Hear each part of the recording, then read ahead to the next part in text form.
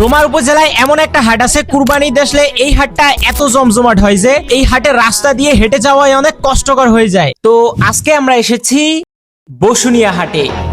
ভাইটা হবরে খান দেরি হইয়া যায়, হাত লাগে ঈদের নমাজ ভরিও হালায়, ভাইটা হবরে খান।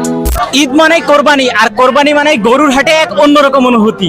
সকাল থেকে শুরু হয় মানুষের আশা, একদিকে গরুর মালিক, অন্যদিকে ক্রেতা, সব মিলিয়ে পুরো হাটটা যেন এক বিশাল উৎসবে পরিণত হয়। এখানে শুধু ডোমার উপজেলার না, আশেপাশের অনেক উপজেলা থেকে মানুষ আসে গরু ক্রয় বা বিক্রয় করতে। কেউ এসেছে নিজের পছন্দের গরু কিনতে, আবার কেউ এসেছে এই পুরো হাটের পরিবেশটা উপভোগ করতে। ছোট বা মাঝারি সাইজের গরুর পাশাপাশি এখানে চোখ ধাঁধানোর মতো সব বিশাল আকৃতির গরুর দেখা মিলে। চলে তুমুল দরদাম, লাখ টাকার উপরের গরুগুলোর দিকে থাকে সবার বাড়তি নজর। তো বসুনিয়া হাট নীলফামারী জেলার ডোমার উপজেলার সোনারাই ইউনিয়নে অবস্থিত। আর এই বসুনিয়া হাট মূলত সপ্তাহে 2 দিন বসে, প্রতি সোমবার এবং শুক্রবার। তো ঈদের আগে এই হাটে এতটাই ভিড় হয় যে আপনি কোথাও স্থিরভাবে দাঁড়িয়ে থাকতে পারবেন না। আর শুধু কেনাবেচাই নয়, বসুনিয়া হাট যেন এক মিলন মেলা। ঈদের এই আনন্দ ছড়িয়ে পড়ুক সবার মনে। আপনার কোরবানির গরু কেনা কি শেষ?